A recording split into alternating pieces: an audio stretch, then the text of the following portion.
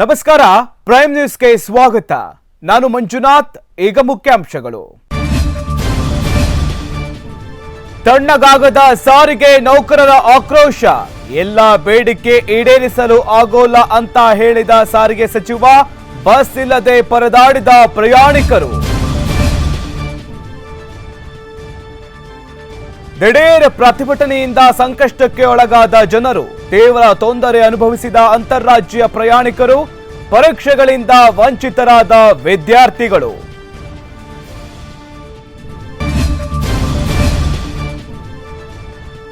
ರಾಯಚೂರಿನಲ್ಲಿ ಸಾರಿಗೆ ನೌಕರರ ಪ್ರತಿಭಟನೆಗೆ ಉತ್ತಮ ಪ್ರತಿಕ್ರಿಯೆ. ಬಳ್ಳಾರಿಯಲ್ಲಿ ನೌಕರರ ನಡುವೆ ಮಾತಿನ ಚಕಮಕಿ. ಹಲವೆಡೆ ಬಸ್ಗಳ ಮೇಲೆ ಕಲ್ಲು ತೂರಾಟ. ಗೋಪೂಜೆ ಮಾಡಿದ ಬಿಎಸ್ವೈ. ಒಪಿಡಿ ಬಂದ್ ಮಾಡಿ ಆಕ್ರೋಶ ವ್ಯಕ್ತಪಡಿಸಿದ ವೈದ್ಯರು.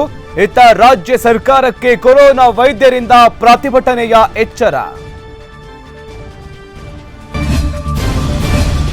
ರಾಜ್ಯದಲ್ಲಿ ಏರುತ್ತಿದೆ ಗ್ರಾಮ ಪಂಚಾಯಿತಿ ಚುನಾವಣೆ ಕಾವು. ಚಿನ್ನ ಬೆಳ್ಳಿಯ ಬೆಲೆ ಎಷ್ಟು ಗೊತ್ತಾ? ಎಲ್ಲೊಬ್ಬ ತಂದೆ ತಾಯಿಗೆ ಇಟ್ಟಿದ್ದಾನೆ ವಿಚಿತ್ರ ಹೆಸರು. ಸಾಕಷ್ಟು ವರ್ಷಗಳಿಂದ ತಮ್ಮನ್ನ ಸರ್ಕಾರಿ ನೌಕರರು ಅಂತ ಪರಿಗಣಿಸುವಂತೆ ಆಗ್ರಹಿಸಿ ಸಾರಿಗೆ ನೌಕರರು ಸರ್ಕಾರದ ಮುಂದೆ ಬೇಡಿಕೆ ಇಟ್ಟಿದ್ದರು. ಆದರೆ ಯಾವ ಸರ್ಕಾರವೂ ಕೂಡ ಅವರ ಬೇಡಿಕೆಯನ್ನ ಈಡೇರಿಸಿರಲಿಲ್ಲ. ಆದ್ದರಿಂದ ರೊಚ್ಚಿಗೆದ್ದ ಸಾವಿರಾರು ಸಾರಿಗೆ ನೌಕರರು ಇಂದು ಪ್ರತಿಭಟನೆಗೆ ಇಳಿದಿದ್ರು. ರಾಜ್ಯದ ಎಲ್ಲಾ ಜಿಲ್ಲೆಗಳಲ್ಲೂ ಕೂಡ ಸಾರಿಗೆ ನೌಕರರು ತಮ್ಮ ಆಕ್ರೋಶವನ್ನ ವ್ಯಕ್ತಪಡಿಸಿದರು. ಇದರಿಂದ ರಾಜ್ಯದಾದ್ಯಂತ ಪ್ರಯಾಣಿಕರು ಪರದಾಡುವಂತಾಯಿತು. ಇನ್ನು ನೌಕರರು ರಾಜ್ಯ ಸರ್ಕಾರದ ವಿರುದ್ಧ ತಮ್ಮ ಆಕ್ರೋಶವನ್ನ ವ್ಯಕ್ತಪಡಿಸಿ ಪ್ರತಿಭಟಿಸಿದರು. ಇದರಿಂದ ಯಾವ ಬಸ್ಗಳು ಕೂಡ ಬೀದಿಗೆ ಇಳಿಯಲಿಲ್ಲ. ಹೀಗಾಗಿ ಬಸ್ ಸಂಚಾರ ಸ್ತಬ್ಧವಾಗಿತ್ತು. ಇನ್ನು ಬೆಂಗಳೂರಿನಲ್ಲಿ ಬಿಎಂಟಿಸಿ ಬಸ್ಗಳು ಕೂಡ ರಸ್ತೆಗಿಳಿಯಲಿಲ್ಲ. ಇನ್ನು ಈ ಪ್ರತಿಭಟನೆ ಬಗ್ಗೆ ಸಾರಿಗೆ ಸಚಿವ ಲಕ್ಷ್ಮಣ ಸವದಿ ಪ್ರತಿಕ್ರಿಯಿಸಿದ್ದಾರೆ. ಸಾರಿಗೆ ನೌಕರರ ಬೇಡಿಕೆ ಇವತ್ತು ನಿನ್ನೆದಲ್ಲ, ಬಹುದಿನಗಳ ಬೇಡಿಕೆಯಾಗಿದೆ. ಒಂದು ನಿಗಮವನ್ನ ಸರ್ಕಾರಿ ನೌಕರರು ಅಂತ ಪರಿಗಣಿಸಿದ್ರೆ ಇಡೀ ರಾಜ್ಯದಲ್ಲಿರುವ ಎಲ್ಲಾ ನಿಗಮಗಳಿಂದ ಇದೇ ಬೇಡಿಕೆ ಬರುತ್ತೆ. ಸರ್ಕಾರದ ಮುಂದೆ ಇದು ದೊಡ್ಡ ಸವಾಲು. ಹಾಗಾಗಿ ಕೂಲಂಕುಷವಾಗಿ ಯೋಚನೆ ಮಾಡಬೇಕಾಗಿದೆ. ನಿಮ್ಮ ಉಳಿದೆಲ್ಲ ಬೇಡಿಕೆಗಳನ್ನ ಈಡೇರಿಸಲು ನಾವು ಪ್ರಯತ್ನ ಪಡ್ತೇವೆ. ಪ್ರತಿಭಟನೆಯನ್ನ ಕೈಬಿಟ್ಟು ಕರ್ತವ್ಯಕ್ಕೆ ಹಾಜರಾಗಿ ಅಂತ ವಿನಂತಿ ಮಾಡಿಕೊಂಡ್ರು. ಈ ಮೂಲಕ ಎಲ್ಲಾ ಬೇಡಿಕೆಗಳನ್ನ ಈಡೇರಿಸೋದಿಲ್ಲ ಅನ್ನುವಂತ ಪರೋಕ್ಷ ಎಚ್ಚರಿಕೆಯನ್ನು ಕೂಡ ಕೊಟ್ಟಿದ್ದಾರೆ. ಸಾರಿಗೆ ನೌಕರರನ್ನ ಸರ್ಕಾರಿ ನೌಕರರು ಅಂತ ಪರಿಗಣಿಸುವುದರ ಸಹಿತ ವಿವಿಧ ಬೇಡಿಕೆಗಳ ಈಡೇರಿಕೆಗೆ ಆಗ್ರಹಿಸಿ ಗುರುವಾರ ಪ್ರತಿಭಟನೆ ನಡೆಸಿದ್ದ ಸಾರಿಗೆ ನೌಕರರು ಇಂದು ಮುಷ್ಕರ ಹೂಡಿದ್ದಾರೆ. ಹೀಗಾಗಿ ರಾಜ್ಯದಾದ್ಯಂತ ಸಾರಿಗೆ ಸಂಚಾರದಲ್ಲಿ ವ್ಯತ್ಯಯವಾಗಿದೆ. ಮುಷ್ಕರದಿಂದ ಸಾರಿಗೆ ಬಸ್ಗಳ ಸಂಚಾರದಲ್ಲಿ ಯಾವುದೇ ವ್ಯತ್ಯಯ ಆಗೋದಿಲ್ಲ ಅಂತ ಇಲಾಖೆ ತಿಳಿಸಿತ್ತು. ಮತ್ತೊಂದು ಕಡೆ ನಿಗಮಗಳು ನೀಡಿದ ಭರವಸೆಗಳಿಗೆ ವಿರುದ್ಧವಾಗಿ ಬಿಎಂಟಿಸಿ, ಕೆಎಸ್ಆರ್ಟಿಸಿ, ಇಕೆಆರ್ಟಿಸಿ, ಎನ್ಡಬ್ಲ್ಯೂಕೆಆರ್ಟಿಸಿ ಸೇರಿದಂತೆ 4 ನಿಗಮಗಳ ನೌಕರರು ಕೆಲಸ ಬಹಿಷ್ಕರಿಸಿ ಆಯಾ ಡಿಪೋ ಬಸ್ ನಿಲ್ದಾಣಗಳಲ್ಲಿ ಪ್ರತಿಭಟನೆ ನಡೆಸಿದ್ದಾರೆ. ನೌಕರರ ದಿಢೀರ್ ಮುಷ್ಕರದಿಂದಾಗಿ ನೂರಾರು ವಿದ್ಯಾರ್ಥಿಗಳು, ಹಿರಿಯ ನಾಗರಿಕರು, ಅಂತರ್ಜಿಲ್ಲಾ ಪ್ರಯಾಣಿಕರು ತೀವ್ರ ತೊಂದರೆಯನ್ನ ಅನುಭವಿಸುವಂತಾಗಿದೆ. ರಾಜ್ಯದ ವಿವಿಧ ಭಾಗಗಳ ಅನೇಕ ಕಾಲೇಜುಗಳು ಮತ್ತು ವಿಶ್ವವಿದ್ಯಾನಿಲಯಗಳು ಪರೀಕ್ಷೆಗಳನ್ನು ಯೋಜನೆ ಮಾಡಿದ್ವು. ಆದರೆ ಬಸ್ಗಳು ಕಾರ್ಯಾಚರಣೆ ನಡೆಸದ ಕಾರಣ ಅನೇಕ ವಿದ್ಯಾರ್ಥಿಗಳು ಪರೀಕ್ಷೆಯಿಂದ ವಂಚಿತರಾಗಿದ್ದಾರೆ. ಹಾವೇರಿ, ಬೆಳಗಾವಿ, ಚಿಕ್ಕಮಗಳೂರು, ಚಿತ್ರದುರ್ಗ, ಹಾಸನ ಮತ್ತಿತರ ಜಿಲ್ಲೆಗಳಲ್ಲಿ ಇದೇ ಪರಿಸ್ಥಿತಿ ಮುಂದುವರೆದಿದೆ. ಕೆಎಸ್ಆರ್ಟಿಸಿ ನೌಕರರು ಕರೆ ನೀಡಿರುವ ಬಂದ್ಗೆ ರಾಯಚೂರಿನಲ್ಲಿ ಉತ್ತಮ ಪ್ರತಿಕ್ರಿಯೆ ವ್ಯಕ್ತವಾಗಿತ್ತು. ಇನ್ನು ಲಿಂಗಸಗೂರು ಕೇಂದ್ರ ಬಸ್ ನಿಲ್ದಾಣದಲ್ಲಿ ಬಸ್ಗಳು ಇಲ್ಲದೆ ಪ್ರಯಾಣಿಕರು ಪರದಾಡುವಂತಾಗಿತ್ತು. ಬಂದ್ ಮಾಹಿತಿ ಇಲ್ಲದೆ ಗ್ರಾಮಗಳಿಂದ ನಗರಕ್ಕೆ ಬಂದ ಪ್ರಯಾಣಿಕರು ಪರದಾಡ್ತಾ ಇದ್ರೆ, ಇನ್ನೊಂದೆಡೆ ಸರ್ಕಾರಿ ನೌಕರರು ತಮ್ಮ ಕರ್ತವ್ಯ ಸ್ಥಳಕ್ಕೆ ಹೋಗಲು ಪರದಾಡ್ತಾ ಇದ್ರು. ಬೆಳಗ್ಗೆಯಿಂದ ನಿಲ್ದಾಣದಲ್ಲಿ ಬಸ್ಗಾಗಿ ಕಾಯ್ತಾ ಇದ್ರು ಕೂಡ ಯಾವ ಬಸ್ ಬರಲಿಲ್ಲ. ಬೇರೆ ಜಿಲ್ಲೆಗಳಿಂದ ಬಂದ ಬಸ್ಗಳನ್ನ ಇಲ್ಲೇ ತಡೆಯಲಾಗ್ತಾ ಇತ್ತು.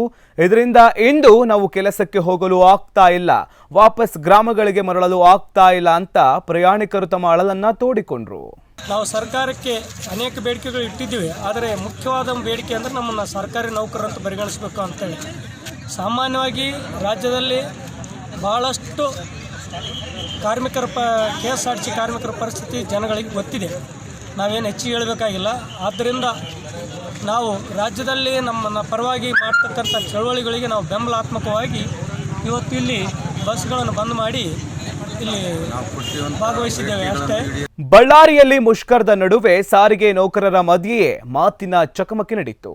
ಕೆಲವರು ಮುಷ್ಕರ ಬೇಡ ಅಂತ, ಇನ್ನು ಕೆಲವರು ಮುಷ್ಕರ ಮಾಡಬೇಕು ಅಂತ ಮುಸುಕಿನ ಜಗಳ ಮಾಡಿದ್ರು.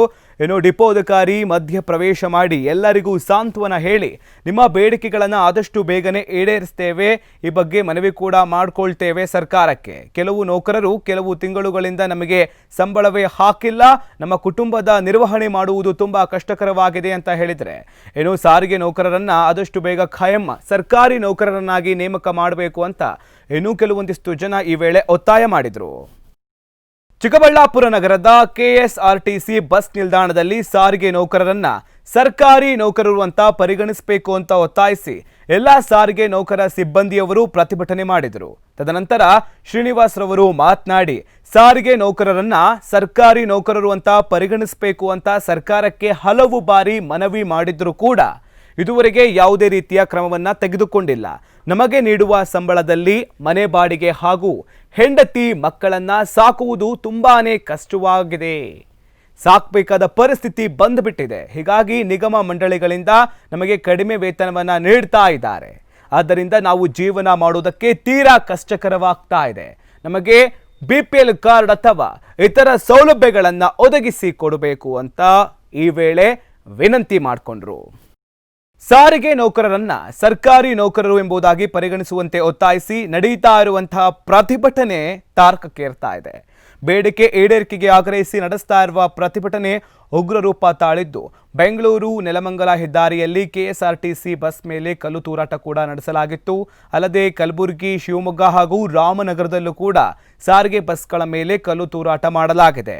ಇದೇ ಸಂದರ್ಭದಲ್ಲಿ ಸಾರಿಗೆ ಸಚಿವ ಲಕ್ಷ್ಮಣ್ ಸವದಿ ಅಧಿಕಾರಿಗಳ ಜೊತೆಗಿನ ಸಭೆ ಬಳಿಕ ಮಾತನಾಡಿದ್ದು, ನಿಮ್ಮ ಹಿತಕ್ಕೆ ಸರ್ಕಾರವಿದೆ, ಸಾರಿಗೆ ನೌಕರರು ಪ್ರತಿಭಟನೆ ಕೈಬಿಟ್ಟು ಕರ್ತವ್ಯಕ್ಕೆ ಹಾಜರಾಗಬೇಕು ಅಂತ ಈ ವೇಳೆ ಮನವಿ ಮಾಡಿಕೊಂಡ್ರು. ವಿಧಾನಸಭೆಯಲ್ಲಿ ಗೋಹತ್ಯೆ ನಿಷೇಧ ಮಸೂದೆ ಅಂಗೀಕಾರವಾದ ಹಿನ್ನೆಲೆಯಲ್ಲಿ ಇಂದು ಕಾವೇರಿ ನಿವಾಸದಲ್ಲಿ ಗೋವಿಗೆ ಪೂಜೆ ಮಾಡಿ ಸಿಎಂ ಬಿಎಸ್ ಯಡಿಯೂರಪ್ಪ ಸಂಭ್ರಮಿಸಿದರು. ಬಿಎಸ್ ಯಡಿಯೂರಪ್ಪ ನೇತೃತ್ವದ ರಾಜ್ಯ ಸರ್ಕಾರದ ಮಹತ್ವಾಕಾಂಕ್ಷಿ ವಿಧೇಯಕ ಗೋಹತ್ಯೆ ನಿಷೇಧ ಮಸೂದೆ ವಿಧಾನಸಭೆಯಲ್ಲಿ ಅಂಗೀಕಾರಗೊಂಡಿದೆ. ಕಾಂಗ್ರೆಸ್ ಹಾಗೂ ಜೆಡಿಎಸ್ ವಿರೋಧದ ನಡುವೆಯೇ ವಿಧಾನಸಭೆಯಲ್ಲಿ 2020ನೇ ಸಾಲಿನ ಕರ್ನಾಟಕ ಜಾನುವಾರು ಹತ್ಯೆ ಪ್ರತಿಬಂಧಕ ಮತ್ತು ಸಂರಕ್ಷಣಾ ವಿಧೇಯಕ ಮಂಡಿಸಲಾಗಿದ್ದು ರಾಜ್ಯ ವಿಧಾನಸಭೆ ಅಂಗೀಕಾರ ನೀಡಿದೆ. ಈ ಹಿನ್ನೆಲೆಯಲ್ಲಿ ಇಂದು ಮುಖ್ಯಮಂತ್ರಿ ಬಿಎಸ್ ಯಡಿಯೂರಪ್ಪ ತಮ್ಮ ಕಾವೇರಿ ನಿವಾಸದಲ್ಲಿ ಗೋವಿಗೆ ಪೂಜೆ ಮಾಡಿ ಸಂಭ್ರಮಿಸಿದರು. ರಾಷ್ಟ್ರೀಯ ಕರೆಯ ಮೇರೆಗೆ ಖಾಸಗಿ ಆಸ್ಪತ್ರೆಗಳಲ್ಲಿ ಬೆಳಗ್ಗೆ 6 ಗಂಟೆಯಿಂದ ಸಂಜೆ 6 ಗಂಟೆಯವರೆಗೆ central council of India medicine ನೀಡಿರುವಂತಹ ಅತಿ ಸೂಚನೆಯನ್ನ ಹಿಂಪಡೆಯುವಂತೆ ಹಾಗೂ ಆಯುರ್ವೇದ ಇಲಾಖೆಗೆ ಶಸ್ತ್ರಚಿಕಿತ್ಸೆ ಮಾಡಲು ಅವಕಾಶ ನೀಡಿರುವುದನ್ನು ವಿರೋಧಿಸಿ ಐಎಂಎ ಜಿಲ್ಲಾ ಅಧ್ಯಕ್ಷ ಡಾಕ್ಟರ್ ಪ್ರಶಾಂತ್ ನೇತೃತ್ವದಲ್ಲಿ ತುರ್ತು ಸೇವೆ ಹಾಗೂ ಕೋವಿಡ್ ಟ್ರೀಟ್ಮೆಂಟ್ ಹೊರತುಪಡಿಸಿ ಜಿಲ್ಲೆಯ ಖಾಸಗಿ ಆಸ್ಪತ್ರೆಗಳ OPD ಬಂದ್ ಮಾಡಿ ಪ್ರತಿಭಟನೆಗೆ ಬೆಂಬಲ ನೀಡುವುದಾಗಿ ತಿಳಿದು ಬಂದಿರುತ್ತೆ. ಅದೇ ರೀತಿಯಲ್ಲಿ ಖಾಸಗಿ ಆಸ್ಪತ್ರೆಗಳು OPDಗಳಿಗೆ ಯಾವುದೇ ತರಹದ ಟ್ರೀಟ್ಮೆಂಟ್ ನೀಡಿದ ಹಾಗೂ ಖಾಸಗಿ ಆಸ್ಪತ್ರೆಗಳು ಖಾಲಿ ಎಂಬಂತೆ ಇದ್ವು. ಇನ್ನು ಬಂದಂತಹ OPDಗಳನ್ನು ವಾಪಸ್ ಕಳುಹಿಸುವುದಾಗಿ ಕೂಡ ಕಂಡು ಬಂದಿತ್ತು. ಈ ವೇಳೆ ಅಂದ್ರೆ OPDಗೆ ಯಾರೆಲ್ಲ ಬಂದಿದ್ರು ಆ ರೋಗಿಗಳನ್ನ ವಾಪಸ್ ಕಳುಹಿಸಲಾಯಿತು. ಆಯುರ್ವೇದ ವೈದ್ಯರು, ಆಯುಷ್ ವೈದ್ಯರು ಏನಿದ್ದಾರೆ ಅವ್ರಿಗೆ ಒಂದು ತರಬೇತಿಯನ್ನು ಕೊಟ್ಟು ಅವರು ಕೂಡ ಶಸ್ತ್ರಚಿಕಿತ್ಸೆ ಮಾಡ್ಬೋದು, ಸರ್ಜರಿ ಮಾಡ್ಬೋದು ಅಂತ ಹೇಳ್ಬಿಟ್ಟು ಒಂದು ಅಧಿಸೂಚನೆಯನ್ನು ಹೊರಡಿಸಿದೆ. ಇದರ ವಿರುದ್ಧವಾಗಿ ಭಾರತೀಯ ವೈದ್ಯಕೀಯ ಸಂಘ ದೇಶವ್ಯಾಪಿ ಈ ದಿನ ಮುಷ್ಕರವನ್ನು ಹಮ್ಮಿಕೊಂಡಿದೆ. ಕಳೆದ 8ನೇ ತಾರೀಕು ನಾವು DC ಅವ್ರಿಗೆ ಮೆಮೊರಾಂಡಮ್ ಕೊಟ್ಟು 9ನೇ ತಾರೀಕು ಕಪ್ಪು ಪಟ್ಟಿ ಧರಿಸಿ ನಾವು ಪ್ರತಿಭಟನೆ ಮಾಡಿದ್ವಿ. ಇವತ್ತಿನ ದಿವಸ ಬೆಳಗ್ಗೆ 6 ಗಂಟೆಯಿಂದ ಸಂಜೆ 6 ಗಂಟೆವರೆಗೂ ಎಲ್ಲ OPDಯನ್ನು ಸ್ಥಗಿತಗೊಳಿಸಿದ್ದೀವಿ. ಆದರೆ ತುರ್ತು ಪರಿಸ್ಥಿತಿಯಲ್ಲಿ ತುರ್ತು ಸೇವೆಯನ್ನು ಮತ್ತು ಕೋವಿಡ್ ಸೇವೆ ಇವೆರಡೂ ಕೂಡ ಎಲ್ಲ ಆಸ್ಪತ್ರೆಗಳಲ್ಲೂ ಇರ್ತದೆ. ಈ ಬಗ್ಗೆ ನಾನು ವಿಷಾದವಿದೆ, ಸಾರ್ವಜನಿಕರಲ್ಲಿ ನಾನು ಕ್ಷಮೆ ಕೇಳ್ಕೊಳ್ತೀನಿ. ಆದರೆ ಈ ರೀತಿ ಅನಿವಾರ್ಯ ಪರಿಸ್ಥಿತಿ, ಕೇಂದ್ರ ಸರ್ಕಾರ ಈ ಮಟ್ಟಕ್ಕೆ ಈ ಮುಷ್ಕರ ಮಾಡಲೇಬೇಕು ಅನ್ನುವಂಥ ಪರಿಸ್ಥಿತಿಗೆ ನಮ್ಮ ದೂಡಿದೆ. ಆಯುರ್ವೇದ ಅಲೋಪತಿಯನ್ನ ಮಿಶ್ರಣ ಮಾಡಬೇಡಿ, ಆಯುರ್ವೇದ ವೈದ್ಯರಿಗೆ ಯಾಕೆ ಶಸ್ತ್ರಚಿಕಿತ್ಸೆ ಮಾಡಲು ಅನುಮತಿ ನೀಡಿದ್ದೀರಾ ಅಂತ ಪ್ರಶ್ನಿಸಿ ವೈದ್ಯರು ದೇಶದಾದ್ಯಂತ ಪ್ರತಿಭಟನೆಗೆ ಕರೆ ನೀಡಿದ್ದು, ಹುಬ್ಬಳ್ಳಿಯಲ್ಲಿ ಐಎಂಎ ನೇತೃತ್ವದಲ್ಲಿ ವೈದ್ಯರು ವಿವಿಧ ಖಾಸಗಿ ಆಸ್ಪತ್ರೆಯ OPD ಬಂದ್ ಮಾಡಿ ಪ್ರತಿಭಟನೆಯನ್ನ ಮಾಡಿದರು.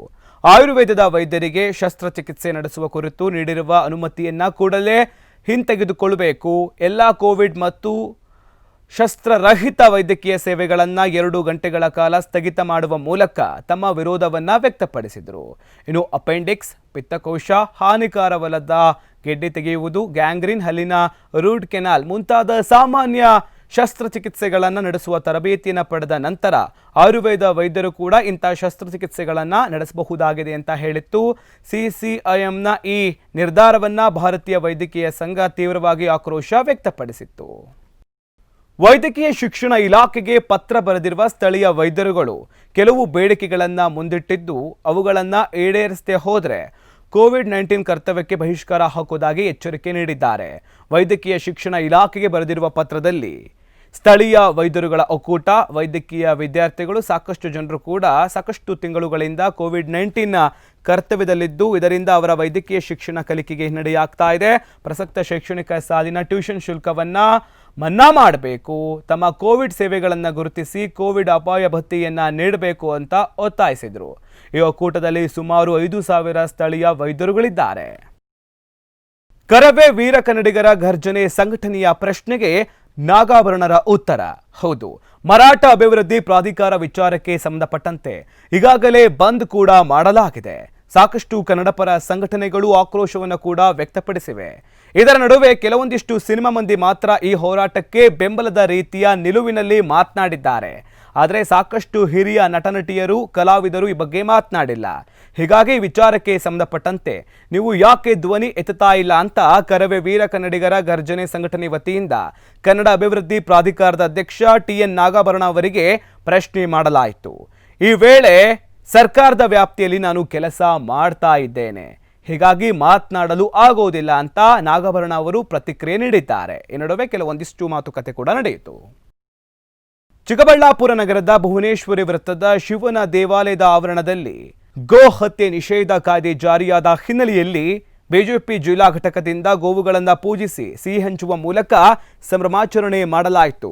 ಇನ್ನು ದೇಶದ ಸನಾತನ ಧರ್ಮ ಸಂಸ್ಕೃತಿ ಪದ್ಧತಿ ಪೈಕಿ ಗೋಮಾತೆಯನ್ನ ಪೂಜಿಸಿ ತಾಯಿಯಂತೆ ನೋಡುವುದು ಅನಾದಿ ಕಾಲದಿಂದಲೂ ಕೂಡ ನಡೆದುಕೊಂಡು ಬಂದ ಆಚರಣೆಯಾಗಿದೆ ಅಂತ ಬಿಜೆಪಿ ಜಿಲ್ಲಾಧ್ಯಕ್ಷ ರಾಮಲಿಂಗಪ್ಪ ಹೇಳಿದರು. ಜೊತೆಗೆ ಜಿಲ್ಲಾಧ್ಯಕ್ಷರಾದ ರಾಮಲಿಂಗಪ್ಪನವರು ಮಾತನಾಡಿ, ಗೋಮಾತೆಯನ್ನ ಹತ್ಯೆ ಮಾಡುವುದು ಮಾನವನ ಕೆಲಸವಲ್ಲ, ಆದ್ದರಿಂದ ಗೋಹತ್ಯೆ ನಿಷೇಧಿಸುವಂತೆ ಹಲವು ವರ್ಷಗಳಿಂದ ಹೋರಾಟ ನಡೀತಾ ಇದ್ದು ಪ್ರಸ್ತುತ ಬಿಜೆಪಿ ನೇತೃತ್ವದ ರಾಜ್ಯ ಸರ್ಕಾರ ಗೋಹತ್ಯೆ ಕಾಯ್ದೆ ಜಾರಿಗೆ ತಂದಿರುವುದು ಸಂತಸದ ವಿಚಾರವಾಗಿದೆ ಅಂತ ಹೇಳಿದರು. ಇಡೀ ನಮ್ಮ ರಾಜ್ಯದಲ್ಲಿ ಭಾರತೀಯ ಜನತಾ ಪಕ್ಷದ ಪ್ರತಿಯೊಂದು ತಾಲೂಕಿನಲ್ಲೂ ಸಹ ನಮ್ಮ ಮಂಡಲ ಕಾರ್ಯಾಲಯಗಳಲ್ಲಿ ಗೋ ಹತ್ಯೆ ನಿಷೇಧದ ಇದರ ಒಂದು ಪರವಾಗಿ ಮಾಡಿರ್ತಕ್ಕಂಥ ಒಳ್ಳೆಯ ಕಾರ್ಯಕ್ರಮ ಅಂತ ಹೇಳ್ಬಿಟ್ಟು ಪ್ರತಿ ತಾಲೂಕಿನಲ್ಲಿ ಗೋವಿನ ಪೂಜೆಯನ್ನು ಮಾಡ್ತಾ ಇದ್ದೀವಿ. ಗೋವಿನ ಪ್ರತಿ ದೇವಸ್ಥಾನದಲ್ಲಿ ನಮ್ಮ ಕಾರ್ಯಕರ್ತರು, ಭಾರತೀಯ ಜನತಾ ಪಕ್ಷದ ಕಾರ್ಯಕರ್ತರು ಮತ್ತು ಪ್ರತಿ ಜನಪ್ರತಿನಿಧಿಗಳು ಎಲ್ಲರೂ ಸೇರಿ ಈ ಒಂದು ಗೋಪೂಜೆಯನ್ನು ಮಾಡ್ತಾ ಇದ್ದೀವಿ. ಇನ್ನು ರಾಜ್ಯ ಸರ್ಕಾರವು ಗೋಹತ್ಯೆ ನಿಷೇಧ ಕಾಯ್ದೆಯನ್ನ ವಿಧಾನ ಮಂಡಲದಲ್ಲಿ ಅಂಗೀಕರಿಸಿದ ಹಿನ್ನೆಲೆಯಲ್ಲಿ ರಾಯಚೂರು ಜಿಲ್ಲೆಯ ಲಿಂಗಸಗೂರು ಪಟ್ಟಣದ ಮಾತಾ ಮಾಣಿಕೇಶ್ವರಿ ಗೋಶಾಲೆಯಲ್ಲಿ ಮಾಜಿ ಶಾಸಕ ಹಾಗೂ ಹಟ್ಟಿ ಚಿನ್ನದ ಗಣಿಯ ಅಧ್ಯಕ್ಷರಾದ ಮಾನಪ್ಪ ಡಿ ವಜ್ಜಲ್ ಗೋಪೂಜೆ ಮಾಡಿ ಸಂತಸವನ್ನ ಈ ವೇಳೆ ವ್ಯಕ್ತಪಡಿಸಿದರು. ಅನೈತಿಕ ಸಂಬಂಧದ ಕಾರಣಕ್ಕಾಗಿ ಗಂಡ ಹೆಂಡತಿ ನಡುವೆ ಜಗಳವಾಗಿದ್ದು ಪತ್ನಿಯನ್ನ ಕೊಲೆ ಮಾಡಿರುವ ಘಟನೆ ಬಾಗಲಕೋಟೆ ಜಿಲ್ಲೆಯ ರಬಕವಿ ಬನಹಟ್ಟಿ ತಾಲೂಕಿನ ಸಂಗಾನಟ್ಟಿ ಗ್ರಾಮದಲ್ಲಿ ನಡೆದಿದೆ. ಮೃತ ದುರ್ದೈವಿಯನ್ನ ಸುಮಿತ್ರಾ ಅಂತ ಗುರುತಿಸಲಾಗಿದ್ದು ಕೊಲೆ ಮಾಡಿದ ವ್ಯಕ್ತಿ ಹೆಸರು ಮಲ್ಲಪ್ಪ ಉಳ್ಳಾಗಡ್ಡಿ ಅಂತ ತಿಳಿದು ಬಂದಿದೆ. ಮಲ್ಲಪ್ಪ ಕಳೆದ 3-4 ವರ್ಷಗಳ ಹಿಂದೆ ತನ್ನ ಪತ್ನಿ ಸುಮಿತ್ರಾ ಅದೇ ಗ್ರಾಮದ ಶ್ರೀಶೈಲ ಎಂಬುವನ ಜೊತೆ ಅನೈತಿಕ ಸಂಬಂಧ ಇಟ್ಟುಕೊಂಡಿದ್ದಾಳೆ ಅಂತ ಅನುಮಾನಿಸಿ ಶ್ರೀಶೈಲನನ್ನ ಕೊಲೆ ಮಾಡಲು ಪ್ರಯತ್ನ ಪಟ್ಟಿದ್ದ. ಇದರ ಬೆನ್ನಲ್ಲೇ ಮಲ್ಲಪ್ಪ ಪೊಲೀಸರ ಅತಿಥಿಯಾಗಿದ್ದು ಕೆಲ ಕಾಲ ಜೈಲಲ್ಲೂ ಕೂಡ ಮುದ್ದೆ ಮುರಿದು ಬಂದಿದ್ದ. ಜೈಲು ಪಾಲಾದ ಈ ವಿಚಾರಕ್ಕೆ ಹೆಂಡತಿಯೇ ಕಾರಣ, ಆಕೆ ಆತನ ವಿರುದ್ಧ ಇಟ್ಕೊಂಡಿರುವ ಸಂಬಂಧವೇ ಕಾರಣ ಅಂತ ಆತ ಹೇಳಿಬಿಟ್ಟು ಬೇಲ್ ತೆಗೆದುಕೊಂಡು ಬಂದು ಇಂದು ಬೆಳಗಿನ ಜಾವ ಮನೆಯ ಮುಂದಿರುವ ದನದ ಕೊಟ್ಟಿಗೆ ಹತ್ತಿರ ಇದ್ದ ಗುದಲಿಯಿಂದ ರಭಸವಾಗಿ ಸುಮಿತ್ರಾಳ ಮುಖಕ್ಕೆ ಹಾಗೂ ತಲೆಗೆ ಹೊಡೆದು ಕೊಲೆ ಮಾಡಿ ಪತಿ ಮಲ್ಲಪ್ಪ ಉಳ್ಳಾಗಡ್ಡಿ ಪರಾರಿಯಾಗಿದ್ದಾನೆ. ಇನ್ನು ವಿಚಾರ ತಿಳಿತಾ ಇದ್ದಂತೆ ಸ್ಥಳಕ್ಕೆ ಸ್ಥಳೀಯ ಪೊಲೀಸರು ಭೇಟಿ ನೀಡಿದ್ದು ಪ್ರಕರಣ ದಾಖಲಿಸಿಕೊಂಡು ಆರೋಪಿಗಾಗಿ ಶೋಧ ಕಾರ್ಯ ನಡೆಸ್ತಾ ಇದ್ದಾರೆ. ನಮ್ಮ ಅಪ್ಪ ನಮ್ಮ ಅವ್ವನ ಬಾಗುತ್ತಿಲ್ಲ ಬಡ್ದ ಕೊಂದು ಹೋಗಿಬಿಟ್ರಿ ಬಡ್ದು ಹೋಗಿಬಿಟ್ಟಾನ್ರಿ ಒಟ್ಟ. ನಿರ್ಮಾಣ ಹಂತದ ಕಾಂಪೌಂಡ್ ಕುಸಿತವಾದ ಹಿನ್ನೆಲೆಯಲ್ಲಿ ವ್ಯಕ್ತಿ ಸ್ಥಳದಲ್ಲೇ ಸಾವನ್ನಪ್ಪಿರುವ ಘಟನೆ ಹಾಸನ ನಗರದಲ್ಲಿ ನಡೆದಿದೆ. ನಗರದ ಡೈರಿ ವೃತ್ತದ ಬಳಿ ಘಟನೆ ನಡೆದಿದ್ದು, ದಾವಣಗೆರೆ ಜಿಲ್ಲೆ ಮೂಲದ ಹನುಮಂತಪ್ಪ ಮೃತ ದುರ್ದೈವಿಯಾಗಿದ್ದಾನೆ. ಖಾಸಗಿ ಕಾರು ಕಂಪನಿಯ ಶೋರೂಮ್ನಲ್ಲಿ ಕಾಂಪೌಂಡ್ ನಿರ್ಮಾಣ ಮಾಡ್ತಾ ಇದ್ದ ವೇಳೆ ಆಕಸ್ಮಿಕವಾಗಿ ಗೋಡೆ ಕುಸಿದಿದೆ. ಸ್ಥಳಕ್ಕೆ ಅಗ್ನಿಶಾಮಕ ದಳ ಸಿಬ್ಬಂದಿ ಹಾಗೂ ಬಡಾವಣೆ ಪೊಲೀಸರು ಕಾರ್ಯಾಚರಣೆ ಮಾಡಿ ಹನುಮಂತನ ದೇಹವನ್ನು ಹೊರತೆಗೆದಿದ್ದಾರೆ. ಭೂ ಸುಧಾರಣೆ ತಿದ್ದುಪಡಿ ಕಾಯ್ದೆ ಹಾಗೂ ಕೃಷಿ ಮಸೂದೆ ಕಾಯ್ದೆ ಅಂಗೀಕಾರ ಖಂಡಿಸಿ ಕರ್ನಾಟಕ ರಕ್ಷಣಾ ವೇದಿಕೆ ಕಾರ್ಯಕರ್ತರು ಪ್ರತಿಭಟನೆ ಮಾಡಿದರು. ನಗರದ ಸಂಗೊಳ್ಳಿ ರಾಯಣ್ಣ ವೃತ್ತದಲ್ಲಿ ಪ್ರತಿಭಟನೆ ಮಾಡಿ ಕೇಂದ್ರ ಹಾಗೂ ರಾಜ್ಯ ಸರ್ಕಾರದ ವಿರುದ್ಧ ತಮ್ಮ ಆಕ್ರೋಶವನ್ನು ವ್ಯಕ್ತಪಡಿಸಿದರು. ಸರ್ಕಾರ ರೈತರ ಧ್ವನಿಗೆ ಕಿವಿ ಕೊಡದೆ ಕಾಯ್ದೆಯನ್ನ ಬಿಲ್ ಪಾಸ್ ಮಾಡಿದೆ. ರೈತರ ಪರ ಕಾರ್ಯವನ್ನು ನಿರ್ವಹಿಸಬೇಕಾಗಿದ್ದ ಸರ್ಕಾರ ರೈತ ವಿರೋಧಿ ಕೆಲಸ ಮಾಡ್ತಾ ಇದೆ. ಎಪಿಎಂಸಿ ಕಾಯ್ದೆ, ಭೂ ಸುಧಾರಣಾ ಕಾಯ್ದೆ ಬಿಲ್ ಪಾಸ್ ಮಾಡಿರೋದನ್ನ ಹಿಂಪಡೆಯಬೇಕು ಅಂತ ಒತ್ತಾಯಿಸಿ ತಹಶೀಲ್ದಾರರ ಮುಖಾಂತರ ರಾಜ್ಯ ಹಾಗೂ ಕೇಂದ್ರ ಸರ್ಕಾರಕ್ಕೆ ಈ ವೇಳೆ ಮನವಿ ಸಲ್ಲಿಸಿದರು. ನಮ್ಮ ಕೇಂದ್ರ ಸರ್ಕಾರ ಮತ್ತು ರಾಜ್ಯ ಸರ್ಕಾರ ರೈತ ವಿರೋಧಿ ಕಾನೂನನ್ನು ಜಾರಿಗೆ ತಂದಿದೆ. ಅದು ರೈತರಿಗೆ ಮಾರಕವಾದ ಒಂದು ಕಾನೂನಾಗುತ್ತೆ. ಆದರೆ ಆ ಕಾನೂನು ತರಬೇಕಾದ್ರೆ ರೈತ ಮುಖಂಡರನ್ನು ಮತ್ತು ಇತರ ಎಲ್ಲ ಜನರನ್ನು ಒಂದು ವಿಶ್ವಾಸಕ್ಕೆ ತಗೊಂಡು ಆ ನಿರ್ಧಾರವನ್ನು ಮಾಡಬೇಕು. ಅದರಲ್ಲಿ ಒಳಿತು ಕೆಡಕನ್ನು ವಿಚಾರ ಮಾಡಿ ಆ ಒಂದು ಕಾನೂನನ್ನು ತರಬೇಕಾಗಿತ್ತು. ಆದರೆ ಯಾರ್ದನ್ನು ಪರಿಗಣನೆ ಇಲ್ಲದೆ ಇಂಥ ಒಂದು ವಿರೋಧಿ ಕಾನೂನನ್ನು ತಂದಿರೋ ರೈತ ವಿರೋಧಿ ಕಾನೂನನ್ನು ಅದನ್ನು ಕೂಡಲೇ ಕೈ ಬಿಡಬೇಕು. ಇಲ್ಲದಾದರೆ ಮುಂದಿನ ದಿನಮಾನದಲ್ಲಿ ನಮ್ಮ ರಾಜ್ಯಾಧ್ಯಕ್ಷರ ಆದೇಶದಂತೆ ರಾಜ್ಯಾದ್ಯಂತ ಉಗ್ರವಾದ ಹೋರಾಟವನ್ನು ಮಾಡಲಿಕ್ಕೆ ನಾವು ತಯಾರಿದ್ದೇವೆ. ವಿಜಯಪುರ ಜಿಲ್ಲೆಯ ಇಂಡಿ ಪುರಸಭೆಯ ಸಾಮಾನ್ಯ ಸಭೆಯಲ್ಲಿ ಸದಸ್ಯ ಅನಿಲ್ ಗೌಡ ಬಿರಾದರ್ ಮಾತನಾಡಿ, ಕಳೆದ 2019-20ರಲ್ಲಿ ಯುಜೆಡಿ ಹಾಗೂ 24x7 ಕುಡಿಯುವ ನೀರಿನ ಕಾಮಗಾರಿ ಕಳಪೆ ಮಟ್ಟದ್ದು, ಅದನ್ನು ಕೂಡಲೇ ತನಿಖೆ ಮಾಡಬೇಕು ಎಂದರು. ಉಚಿತವಾಗಿ ಸರ್ಕಾರದಿಂದ ಈಗಾಗಲೇ 8 ಕೋಟಿ 30 ಲಕ್ಷ ರೂಪಾಯಿ ಹಣ ಬಿಡುಗಡೆಯಾಗಿದೆ. ಆದರೂ ಕೂಡ ಸಾರ್ವಜನಿಕರಿಂದ 2,000 ರೂಪಾಯಿ ಹಣವನ್ನು ಪಡೀತಾ ಇದ್ದಾರೆ. ಕೂಡಲೇ ಸಾರ್ವಜನಿಕರ ಹಣ ಮರುಪಾವತಿ ಮಾಡಬೇಕು ಹಾಗೂ ತಪ್ಪಿತಸ್ಥರ ಮೇಲೆ ಕ್ರಮವನ್ನು ತೆಗೆದುಕೊಳ್ಳಬೇಕು ಎಂದರು. ಇನ್ನು ಪುರಸಭೆಯ ಎಲ್ಲ ಸದಸ್ಯರು ಜನರಿಗೆ ಸರಿಯಾಗಿ ಸ್ಪಂದನೆ ನೀಡಬೇಕು ಹಾಗೂ ಕಾಮಗಾರಿ ಪೂರ್ಣಗೊಳಿಸಬೇಕು ಅಂತ ತಿಳಿಸಿದರು. 1,500 ವಜ್ಜೆ ಆಗ್ತಾರೆ, ಕಡೆಗೆ 1,000 ರೂಪಾಯಿ ಮಾಡಿ ಇದು ವಾಟರ್ ಸಪ್ಲೈ. ಇದ್ರೊಳಗೆ ನೀವು ನಿಮ್ಮ ಪುರಸಭೆ ಸ್ಟ್ರಾಂಗ್ ಆಗಬೇಕು, ಆರ್ಥಿಕವಾಗಿ ಸಬಲ ಆಗಬೇಕು ಅನ್ನೋದು ನೀವು ಏನು 1,000 ಮುನ್ಸಿಪಾಲ್ಟಿಗೆ ಆದ ಏನು 100 ಕಡೆಯಿಂದ ಬರ್ತದೆ, ಏನು ನೀರಿಂದ ಒಂದೇ ಕಡೆಯಿಂದ ಬರೋದಿಲ್ಲ. ಮತ್ತು ನಮ್ಮಲ್ಲಿ ಅತಿ ಕಡು ಬಡವರು ಭಾಳ ಮಂದಿ ಅದಾರ, ಮರ್ಗ ಆ ಶಕ್ತಿ ಇಲ್ಲಪ್ಪ. ಮೆಟಲ್ ಕಾಸ್ಟ್ ತೊಗೊಂಡಿಲ್ಲ, ಯಾಕಪ್ಪ ಅನ್ನೋದು ಫ್ರೀ. ಹಂಗೆ ಮೆಟಲ್ ಕಾಸ್ಟ್ ತೊಗೊಂಡು ಒಂದು ಮನೆಗೆ 5,000 ರೂಪಾಯಿ ಎವರೇಜ್ 4,000 ರಿಂದ 5,000 ಆಗಿದೆ. ಮೀಟ್ರ್ ಬಾಕ್ಸ್, ಟ್ಯಾಪ್, ಪೈಪ್ ಹಾಕಿದ್ದು ಎಲ್ಲ ವರ್ಕ್ ಮಾಡಿದ್ದು ಅವ್ಯಾವ ತೊಗೊಂಡಿಲ್ಲ. ಮಿನಿಮಮ್ ಸರ್ಕಾರಕ್ಕೆ ಬರೋದು ಆದಾಯ ಏನು ಬರೋದು ಬರಬೇಕು.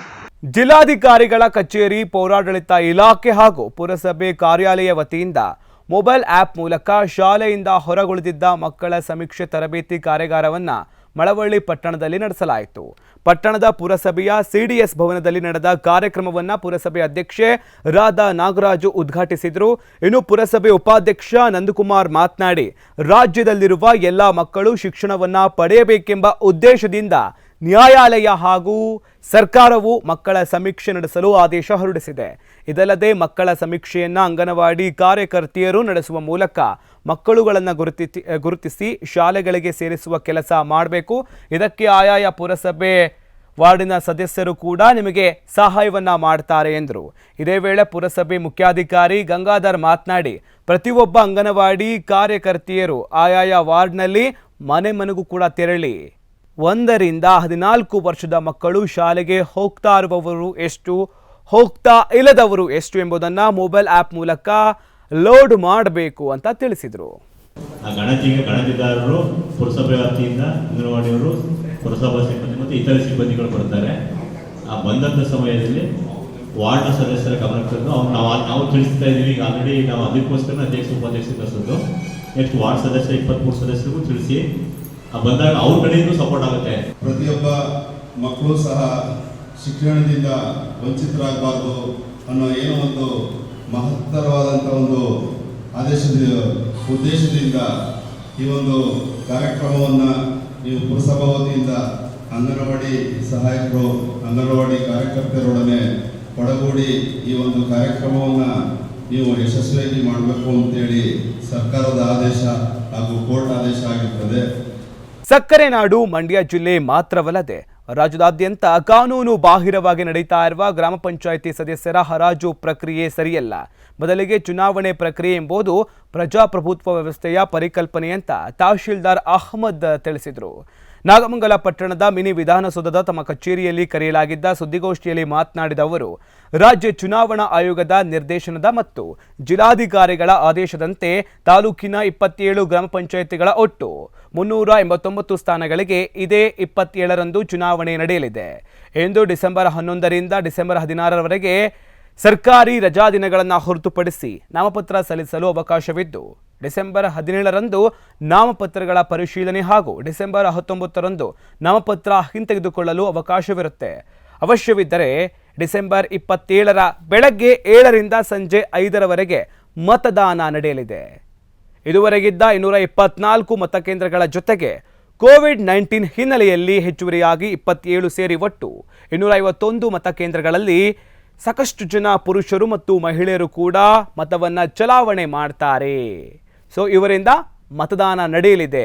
ಕೋವಿಡ್ ನಿಯಮಾನುಸಾರ ಚುನಾವಣಾ ಪ್ರಕ್ರಿಯೆಗೆ ಯಾವುದೇ ಸಮಸ್ಯೆ ಆಗದಂತೆ ಅಗತ್ಯ ಪೊಲೀಸ್ ಬಂದೋಬಸ್ತ್ನೊಂದಿಗೆ ನಿಗಾ ವಹಿಸಲಾಗಿದೆ. ಚುನಾವಣಾ ನಿಯಮಗಳನ್ನು ಉಲ್ಲಂಘಿಸಿ ಹರಾಜು ಮಾಡುವುದು ಸೇರಿದಂತೆ ಕಾನೂನು ಬಾಹಿರ ಚಟುವಟಿಕೆಗಳಲ್ಲಿ ತೊಡಗುವವರ ವಿರುದ್ಧ ಸೂಕ್ತ ಕಠಿಣ ಕಾನೂನು ಕ್ರಮ ಜರುಗಿಸಲಾಗುವುದು. ಕಾನೂನು ಸುವ್ಯವಸ್ಥೆಯಡಿಯಲ್ಲಿ ನಿಯಮಾನುಸಾರ ಚುನಾವಣೆ ನಡೆಸಲು ಸಾರ್ವಜನಿಕರು ಸಹಕಾರ ನೀಡಬೇಕು ಅಂತ ಮನವಿ ಮಾಡಿದರು. ಈಗಾಗಲೇ 27 ಚುನಾವಣಾಧಿಕಾರಿಗಳಿಗೆ 27 ಸಹಾಯಕ ಚುನಾವಣಾಧಿಕಾರಿಗಳ ನಾವು ಕೋವಿಡ್-19 ಪರೀಕ್ಷೆ ಮಾಡಿಸಿದ್ದೀವಿ, ಸ್ವಾಬ್ ಟೆಸ್ಟ್ ಮಾಡಿಸಿದ್ವಿ. ಅದರಲ್ಲಿ 2 ಜನ ಕೋವಿಡ್-19 ಬಂದಿದೆ. ಹಾಗಾಗಿ ಅವ್ರನ್ನ ಬದಲಾವಣೆ ಮಾಡಿ ಕೂಡ ನಾವು ನೇಮಕವನ್ನು ಮಾಡಿದ್ದಾರೆ. ಮತದಾರರು ಕಡ್ಡಾಯವಾಗಿ ಮಾಸ್ಕ್ ಧರಿಸಬೇಕು, ಸಾಮಾಜಿಕ ಅಂತರವನ್ನು ಕಾಯ್ದುಕೊಳ್ಳಬೇಕು. ಮತಗಟ್ಟೆ ಪ್ರವೇಶ ಮೊದಲು ಕೈಗಳನ್ನು ಸ್ಯಾನಿಟೈಸೇಷನ್ ಮಾಡಿಕೊಂಡು ಮತ ಚಲಾಯಿಸಲು ಅಗತ್ಯ ಸಿದ್ಧತೆಗಳನ್ನು ಮಾಡಿಕೊಳ್ಳಲಾಗಿದೆ. ಈಗಾಗಲೇ ನಾವು ನಮ್ಮ ತಾಲೂಕು ಆರೋಗ್ಯ ಅಧಿಕಾರಿಗಳಿಗೆ ಈ ಬಗ್ಗೆ ಪತ್ರವನ್ನು ಕೂಡ ನಾವು ಬರೆದಿದ್ದೇವೆ. ರಾಯಚೂರು ಜಿಲ್ಲೆಯ ಸಿರಾವಾರ ತಾಲೂಕಿನ ಕವಿತಾಳ ಪಟ್ಟಣದ ಪಕ್ಕದ ಗ್ರಾಮವಾದ ಅಮ್ಮಿನಗಡ್ನಲ್ಲಿ ಇಂದು ಅನ್ನದಾತರು ಗ್ರಾಮ ಪಂಚಾಯಿತಿ ಮುಂದೆ ಗ್ರಾಮ ಪಂಚಾಯಿತಿ ಚುನಾವಣೆ ಬಹಿಷ್ಕರಿಸಲು ಗಾವಲು ಹಾಕಿ ಕುಳಿತಿದ್ದು, ಕೋಟೆಗಲ್, ಕಾಚಾಪುರ, ಎತ್ತಗಲ್, ನಳಕೋಲ್ ಗ್ರಾಮದ ರೈತರು ಹೋರಾಟಕ್ಕೆ ಬೆಂಬಲಿಸಿದ್ದಾರೆ. ಇನ್ನು ನಾರಾಯಣಪುರ ಬಲ ಯೋಜನೆ ಜಾರಿಗೆ ಆಗುವವರೆಗೂ ಕೂಡ ಗ್ರಾಮ ಪಂಚಾಯಿತಿ ಚುನಾವಣೆ ಬಹಿಷ್ಕಾರ ಮಾಡ್ತೇವೆ ಎಂದಿದ್ದಾರೆ. ಇಂದಿಗೆ ನಾರಾಯಣಪುರ ಬಲದಂಡೆ ಕಾಲುವೆ ರೈತರ ಧರಣಿ 22 ದಿನಗಳನ್ನು ಪೂರೈಸಿದ್ದು, ಅಮ್ಮಿನಗಡ ಗ್ರಾಮ ಪಂಚಾಯಿತಿ ವ್ಯಾಪ್ತಿಯಲ್ಲಿ ಬರುವಂತ ಎಲ್ಲಾ ಗ್ರಾಮ ಹಳ್ಳಿಗಳ ಜನರು ಚುನಾವಣೆ ಬಹಿಷ್ಕರಿಸಲು ಮುಂದಾಗಿದ್ದಾರೆ. ಇದುವರೆಗೆ ಯಾರು ಕೂಡ ನಾಮಿನೇಷನ್ ಕೊಟ್ಟಿಲ್ಲ ಅಂತ ಅಧಿಕಾರಿಗಳು ಸ್ಪಷ್ಟಪಡಿಸಿದ್ದಾರೆ. ಸರ್, ಈ NRBC 5A ಒಂದು ಕೆನಾಲ್ಗೋಸ್ಕರ ನಮ್ಮ ಚುನಾವಣೆಯನ್ನು ಬಹಿಷ್ಕಾರ ಮಾಡ್ತಾ ಇದ್ದೀವಿ. ಅದರ ಜೊತೆಯಲ್ಲಿ ಸತತ 12 ವರ್ಷ ಆಯಿತು ಈ ಒಂದು ನೀರಾವರಿಗಾಗಿ ಹೋರಾಟ ನಡೆದಿರ್ತಕ್ಕಂಥದ್ದು. ಇಲ್ಲಿವರೆಗೆ ಯಾವ ಜನಪ್ರತಿನಿಧಿಗಳು ಇದ್ರ ಕಡೆಗೆ ನಮ್ಮ ಕಣ್ಣರಿಸಿಲ್ಲ. ಅದಕ್ಕಾಗಿ ಇವಾಗ ನಾವು ಲಾಸ್ಟಿಗೆ ಉಳಿದಿರೋದು ಒಂದೇ ಉತ್ತರ, ಈ ಚುನಾವಣೆ ಬಹಿಷ್ಕಾರ ಮಾಡಿದಾಗ ಆದ್ರೂ ಜನಪ್ರತಿನಿಧಿಗಳು ಎಚ್ಚರಿಕೆ ಹೊಳ್ತಾರ. ಮುಂದಿನ ದಿನಗಳಲ್ಲಿ ಇಲ್ಲಿ ನಮ್ಮ ಭಾಗದಲ್ಲಿ ಇರ್ತಕ್ಕಂಥ ರೈತರ ಒಂದು ಭವಿಷ್ಯ ಉಜ್ವಲವಾಗೋದಕ್ಕೋಸ್ಕರ ನಾವು ಕೆಳಕರ್ತೀವಿ ಹೊರತು ಯಾವುದೇ ಒಂದು ದುರುದ್ದೇಶ ನಮ್ದಿಲ್ಲ. ಕಾಲೇಜು ಯುವಕನೊಬ್ಬ ತನ್ನ ತಂದೆ ತಾಯಿಯ ಹೆಸರನ್ನ ಸಿನಿಮಾ ನಟಿಯ ಹೆಸರನ್ನಾಗಿ ಬದಲಾಯಿಸಿದ್ದಾನೆ. ಹೌದು, 20 ವರ್ಷದ ದ್ವಿತೀಯ ಪದವಿ ಓದ್ತಾ ಇರುವಂತಹ ಯುವಕ ಕುಂದನ್ ಕುಮಾರ್ ತನ್ನ ತಂದೆ ತಾಯಿಯ ಹೆಸರನ್ನ ಇಮ್ರಾನ್ ಹಶ್ಮಿ ಮತ್ತು ಸನ್ನಿ ಲಿಯೋನ್ ಅಂತ ಬದಲಾಯಿಸಿದ್ದಾನೆ. ಅಂದ ಹಾಗೆ ಈತ ಬಿಹಾರದ ಮುಜಾಫರ್ ಬಳಿಯ ನನ್ರಾಜ್ ಮಹತೋ ಡಿಗ್ರಿ ಕಾಲೇಜಿನಲ್ಲಿ ದ್ವಿತೀಯ BA ಓದ್ತಾ ಇದ್ದಾನೆ ಎನ್ನಲಾಗಿದೆ. ಈತ ತನ್ನ ತಂದೆ ತಾಯಿಯ ಹೆಸರನ್ನ ಬಾಲಿವುಡ್ ನಟ ನಟಿಯರಾದ ಇಮ್ರಾನ್ ಹಶ್ಮಿ ಮತ್ತು ಸನ್ನಿ ಲಿಯೋನ್ ಅಂತ ಬದಲಾಯಿಸಿರುವುದು ಸದ್ಯ ಸಾಮಾಜಿಕ ಜಾಲತಾಣದಲ್ಲಿ ಸಖತ್ ಸುದ್ದಿ ಮಾಡ್ತಾ ಇದೆ. ಈತ ತನ್ನ ಅಡ್ಮಿಷನ್ ವಿಚಾರಕ್ಕೆ ಸಂಬಂಧಪಟ್ಟಂತೆ ನೋಡಿದಾಗ ಪೋಷಕರ ಹೆಸರು ಮತ್ತು ವಿಳಾಸ ಬದಲಾವಣೆ ಮಾಡಿದ್ದ. ಇದನ್ನ ನೋಡಿ ಭೀಮ್ರಾವ್ ಅಂಬೇಡ್ಕರ್ ಬಿಹಾರ ಯೂನಿವರ್ಸಿಟಿ ಶಾಕ್ ಆಗಿತ್ತು. ಈತ ಮೂಲತಃ ಮೀನಾಪುರ ಬ್ಲಾಕ್ನವನು, ಆದರೆ ತನ್ನ ವಿಳಾಸವನ್ನ ಚತುರ್ಭುಜಸ್ತಾನ್ ಅಂತ ಬದಲಾಯಿಸಿದ್ದ. ಈ ಸಂಬಂಧ ಪ್ರಕರಣ ದಾಖಲಾಗಿದ್ದು ಯುವಕನ ವಿಚಾರಣೆ ಕೂಡ ನಡೆಸಲಾಗ್ತಾ ಇದೆ. ತನಿಖೆ ನಡೀತಾ ಇದ್ದು ಆರೋಪಿ ವಿರುದ್ಧ ಸೂಕ್ತ ಕ್ರಮ ತೆಗೆದುಕೊಳ್ಳುವುದಾಗಿ ಯೂನಿವರ್ಸಿಟಿ ರಿಜಿಸ್ಟ್ರಾರ್ ರಾಮಕೃಷ್ಣ ಠಾಕೂರ್ ಹೇಳಿದ್ದಾರೆ. ಭಾರತದಲ್ಲಿ ಬೆಳ್ಳಿಯ ಬೆಲೆ ನಿನ್ನೆ 1,000 ರೂಪಾಯಿ ಕಡಿಮೆಯಾಗಿತ್ತು. ಇಂದು ಕೂಡ ಅಷ್ಟೇ ಬೆಲೆ ಇದ್ದು 1 ಕೆಜಿ ಬೆಳ್ಳಿಗೆ 63,400 ರೂಪಾಯಿ ಇದೆ. ಇನ್ನು ಬೆಂಗಳೂರಿನಲ್ಲಿ ಇಂದು 1 ಕೆಜಿ ಬೆಳ್ಳಿಗೆ ಇಳಿಕೆ ಕಂಡಿದ್ದು 63,500 ರೂಪಾಯಿ ಆಗಿದೆ. ಡಿಸೆಂಬರ್ ತಿಂಗಳ ಮೊದಲ ದಿನದಿಂದಲೇ ಚಿನ್ನದ ಬೆಲೆಯಲ್ಲಿ ಏರಿಕೆ ಕಂಡುಬರುತ್ತಲೇ ಇದೆ. ಕಳೆದ ವಾರ ಕೊಂಚ ಇಳಿಕೆಯಲ್ಲಿ ಸಾಗಿದ ಚಿನ್ನದ ಬೆಲೆಯಲ್ಲಿ ಇಂದು ಅಲ್ಪ ಇಳಿಕೆ ಕಂಡಿದೆ. ಇಂದು ದೇಶದಲ್ಲಿ 10 ಗ್ರಾಂ ಚಿನ್ನದ ಬೆಲೆ 24 ಕ್ಯಾರೆಟ್ಗೆ 48,250 ರು ದಾಖಲಾಗಿದೆ. ಬೆಂಗಳೂರಿನಲ್ಲಿ 24 ಕ್ಯಾರೆಟ್ನ 10 ಗ್ರಾಂ ಚಿನ್ನಕ್ಕೆ ನಿನ್ನೆಯಷ್ಟೇ ಅಂದರೆ 50,070 ರೂಪಾಯಿ ಇದೆ. ಇನ್ನು 22 ಕ್ಯಾರೆಟ್ನ 10 ಗ್ರಾಂ ಚಿನ್ನಕ್ಕೆ ಬೆಂಗಳೂರಿನಲ್ಲಿ 45,900 ರೂಪಾಯಿ ಇದೆ. ವಿಶೇಷವಾಗಿ ನಗರ ಸ್ವಚ್ಛತೆ ಮತ್ತು ನೈರ್ಮಲ್ಯ ಕಾರಣಕ್ಕೆ ಹಾಗೂ ಒಳಚರಂಡಿ ವ್ಯವಸ್ಥೆಗಾಗಿಯೇ ಸರ್ಕಾರ ಕೋಟಿ ಅನುದಾನವನ್ನು ಬಿಡುಗಡೆ ಮಾಡುತ್ತೆ. ಸರ್ಕಾರ ವಿಶೇಷವಾಗಿ ನಿಗಮ ಮಂಡಳಿ ರಚನೆ ಮಾಡುವ ಮೂಲಕ ನಗರದ ಪ್ರದೇಶಗಳ ನೈರ್ಮಲ್ಯಕ್ಕೆ ಹೆಚ್ಚಿನ ಒತ್ತನ್ನು ನೀಡುತ್ತೆ. ಆದರೆ ನಗರದ ಸ್ವಚ್ಛತೆ ಬಗ್ಗೆ ಗಮನ ಹರಿಸಬೇಕಾದ ಅಧಿಕಾರಿಗಳೇ ಮೈಮರೆತು ಕುಳಿತಿದ್ದಾರೆ. ಎಲ್ಲಿ ಅಂತೀರಾ? ಬನ್ನಿ ಈ ಸ್ಟೋರಿ ನೋಡೋಣ.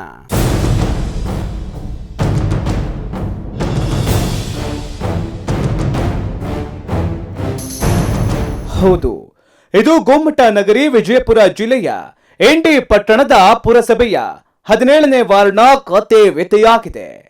ಎಷ್ಟು ವರ್ಷ ಕಳೆದ್ರೂ ಕೂಡ ರಸ್ತೆಯೂ ಇಲ್ಲ, ಚರಂಡಿಯೂ ಇಲ್ಲ, ವಿದ್ಯುತ್ ಬಲ್ಬ್ ಇದ್ರೂ ಇಲ್ಲದಂತಾಗಿದೆ.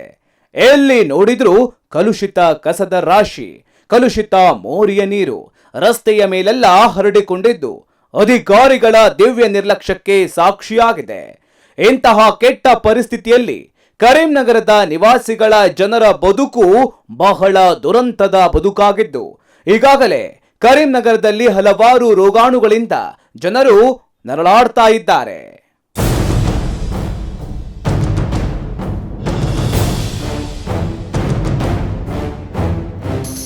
ಕಳೆದ ಹಲವು ವರ್ಷದಿಂದಲೂ ಈ ಪ್ರದೇಶದ ಸಾರ್ವಜನಿಕರು ಸರಿಯಾದ ರಸ್ತೆ ಚರಂಡಿ ಇಲ್ಲದೆ ಕಸ ಎತ್ತುವಳಿ ಮಾಡದಿರೋದನ್ನ ಹಂದಿ ಮತ್ತು ಬಿಡಾಡಿ ದನಗಳ ಗೂಳಿಗಳ ಕಿರುಕುಳದಿಂದಾಗಿ ಬೇಸತ್ತಿದ್ದಾರೆ. ವಾಕರಿಕೆ ಬರುವ ರೀತಿಯಲ್ಲಿ ಗಬ್ಬು ನಾರುತ್ತಿರುವ ಕಸ, ನಿಂತ ನೀರು, ಹಂದಿಗಳ ಚೆಲ್ಲಾಟದಿಂದಾಗಿ ಇಲ್ಲಿನ ಶಾಲಾ ಮಕ್ಕಳು, ವೃದ್ಧರು, ಅದರಲ್ಲೂ ವಿಶೇಷವಾಗಿ ಮಹಿಳೆಯರು ಇಲ್ಲಿ ಸಂಚರಿಸುವುದೇ ಕಷ್ಟವಾಗಿದೆ. ಈ ಎಲ್ಲ ವಿಚಾರಗಳು ಗಮನಕ್ಕೆ ಬಂದರೂ ಕೂಡ ಅಧಿಕಾರಿಗಳು ಜಾಣ ನಡೆಯಿಂದ ಜಾರಿಕೊಳ್ಳುವ ಪ್ರಯತ್ನ ಮಾಡ್ತಾ ಇದ್ದಾರೆ. ರೋಡಿಂದ ಬಹಳ ಸಮಸ್ಯೆ, ಗಟರ್ ಸಮಸ್ಯೆ ಇದೆ ಸರ್. ಬಹಳ ಮೊದಲೇ ನಡೆದಿದೆ ಸರ್. ಹಿಂದಿ ಬಿ ರೋಡ್ ಆಗಿಲ್ಲ ಸರ್. ಯಾವಾಗ ನಡೆದ ಪ್ಲಾಟ್ ಹಾಕ್ಯಾರ ಕರೀಂನಗರದಾಗ, ಅಂದಿನ ನಡೆದ ರೋಡೇ ಇಲ್ಲ ಸರ್. ಇದು ರೋಡ್ ಬಿ ಇಲ್ಲ, ಗಟರ್ ಬಿ ಇಲ್ಲ, ಅಂತ್ರೊಳಗೆ ಕೆಲಸ ಬಿ ಇಲ್ಲ ಸರ್. ಅಂತ್ರೊಳಗೆ ಲೈಟ್ ಬಿ ಇಲ್ಲ ಸರ್. ಈಗ ಮುದುಕರು ಮನುಷ್ಯ ತಿರುಗಾಡ್ತಾರ ಸರ್ ಅಂತರ ರಾಡ್ಯಾಗ. ನಮಗೆ ನೋಡ್ಲಾರ್ದಂಗ ಆಗ್ಯದ ಸರ್. ನಾವೇ ಎಲ್ಲಾರು ಓಣಿಯಾರು 100 ಹಾಕಿ ಗರಸ್ ಹಾಕಿದೆವು. ಅವೆಲ್ಲ ನಾವು ಕಾರ್ಯಕ್ರಮ ಮಾಡ್ಬೇಕಾದ್ರೆ ನಾವು ಗರಸ್ ಹಾಕಿ ಮಾಡ್ಬೇಕಾಗ್ತದ. ಅಂತ್ರೊಳಗೆ ಏನಾದ್ರು ಡ್ರೈನೇಜ್ದಾಗ ಒಬ್ಬ ಬಿದ್ದಿದಾವ. ಈಗೊಮ್ಮೆ ಪುರಸಭೆ ಕಾರ್ಮಿಕ ಅದು ಏನು ಬಂದ್ ಮಾಡಿ ಹೋಗ್ಯಾರ. ಅಂದಿನ ಹಿಡಿದು ಏನು ಇಲ್ಲೇ ಓಣಿಗೆ ಬಂದೇ ಇಲ್ಲ. ಎಷ್ಟು ಡ್ರೈನೇಜ್ ಬಂದದ ಅದು ಬಂದೇ ಅದ. ಅದು ಡ್ರೈನೇಜ್ ಬಂದಾಗ ನೀರೇನು ಬಿಡ್ತಾವ ನಾವು ಡ್ರೈನೇಜ್ಗೆ, ಅದು ಎಲ್ಲ ಮನ್ಯಾಗ ಹೊಳಿ ಹೊಂಟಿದಾವ. ಭವಿಷ್ಯದ ಜಿಲ್ಲಾ ಕೇಂದ್ರ ಅಂತ ಬಿಂಬಿತವಾಗಿರುವ ಎಂಡಿ ತಾಲೂಕಿನ ವಾರ್ಡ್ ನಂಬರ್ 17 ಕರೀಂನಗರದ ನಿವಾಸಿಗಳ ಬದುಕಿನ ಪರಿಸ್ಥಿತಿ ಅಯೋಮಯವಾಗಿದೆ. ಮಳೆ ಬಂದ್ರೆ ಮುಗಿತ್ತು, ತಿರುಗಾಡಲು ಆಗದ ಪರಿಸ್ಥಿತಿ. ಮಳೆ ಬರ್ದಿದ್ರೂ ತಿರುಗಾಡಲು ಬಾರದ ಗಂಭೀರ ಪರಿಸ್ಥಿತಿ ಎದುರಾಗಿದೆ.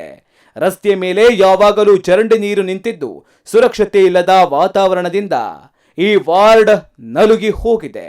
ಇನ್ನು ಬಹಳಷ್ಟು ಮಕ್ಕಳು, ವಯೋವೃದ್ಧರು ಬದುಕಲು ಕಷ್ಟಪಡ್ತಾ ಇದ್ದಾರೆ. ಇನ್ನು ಈ ಕುರಿತಂತೆ ಸಂಬಂಧಪಟ್ಟಂತೆ ಅಧಿಕಾರಿಗಳ ಗಮನಕ್ಕೆ ತಂದರೂ ಕೂಡ ಯಾವ ಕಾಳಜಿ ಇಲ್ಲದಂತೆ ಅವರು ವರ್ತಿಸ್ತಾ ಇದ್ದಾರೆ. ಗಟಾರ ಇಲ್ದ್ರೆ ರೋಡ್ ಇಲ್ಲ. ಅಲ್ಲಿಗೆ ಅಲ್ಲಿ ನಿಂತದ, ಈ ಕಡೆ ನಿಂತದ. ಮಳೆ ಆದ್ರಂತೂ ಯಾರು ತಿರ್ಗಾಡ ಪ್ಲೇ ಇಲ್ಲ. ಸಣ್ಣ ಮಕ್ಕಳಂತೂ ತುಂಬ್ಯಾರ. ಇಲ್ಲಿ ಎಷ್ಟು ಸಲ ಬಿದ್ದಾರೋ ಎದ್ದಾರೋ ಅದು ಅಂತೂ ಲೆಕ್ಕ ಇಲ್ಲ. ಮತ್ತೆಲ್ಲ ವಯಸ್ಸಾದವ್ರು ಅದಾರ. ಲೈಟಿಂದು ಸರಿಯಾಗಿ ಇಲ್ಲ. ಹೇಳಿ ಸಾಕಾಯ್ತ್ರಿ ಅಲ್ಲ. ಒಟ್ಟಾರೆಯಾಗಿ ಕಸ ವಿಲೇವಾರಿ ಸ್ವಚ್ಛತೆಗೆ ಮುಂದಾಗದ ಪುರಸಭೆಯ ಅಧಿಕಾರಿಗಳು ಮೈ ಮರೆತು ಕುಳಿತಿರೋದ್ರಿಂದ ಸಾಂಕ್ರಾಮಿಕ ರೋಗದ ಭೀತಿ ಹೆಚ್ಚಾಗ್ತಾ ಇದೆ. ಇನ್ನು ಮುಂದಾದರೂ ಕೂಡ ಅಧಿಕಾರಿಗಳು, ಪುರಸಭೆಯ ಪ್ರತಿನಿಧಿಗಳು ಹಾಗೂ ಜನಪ್ರತಿನಿಧಿಗಳು ಈ ನಿವಾಸಿಗಳ ಗಂಭೀರ ಪರಿಸ್ಥಿತಿಗೆ ಸ್ಪಂದನೆ ಕೊಡ್ತಾರೋ ಅನ್ನೋದನ್ನ ಕಾದು ನೋಡಬೇಕಾಗಿದೆ. ಶಂಕರ್ ಜಮಾದಾರ್, ಎಕ್ಸ್‌ಪ್ರೆಸ್ ಟಿವಿ, ಇಂಡಿ. ಎಷ್ಟು ದಿನ ಬರೀ ಹಳೆ ಸಿನಿಮಾಗಳಲ್ಲಿ ಮಾತ್ರ ನಾವೆಲ್ಲರೂ ವಿಂಟೇಜ್ ಕಾರ್ಗಳನ್ನ ನೋಡಿದ್ವಿ. ಅವು ನಾವು ಕಣ್ಣು ಮುಚ್ಚಿ ತೆಗೆಯುವಷ್ಟರಲ್ಲಿ ಮಾಯ ಆಗ್ತಾ ಇದ್ವು. ಅಯ್ಯೋ ಕಾರು ಹೊಗೆ ಬಿಡ್ತಲ್ಲಪ್ಪ ಅಂತ ನಾವು ಹ್ಯಾಪ್ ಮೋರೆ ಹಾಕಿದ್ದು ಉಂಟು. ಆದರೆ ಇವತ್ತು ನಿಮಗೆ ತೃಪ್ತಿಯಾಗುವಷ್ಟು ವಿಂಟೇಜ್ ಕಾರ್ಗಳನ್ನು ತೋರಿಸ್ತೀವಿ. ಎಲ್ಲಿ ಅಂತೀರಾ? ನೀವೇ ನೋಡಿ.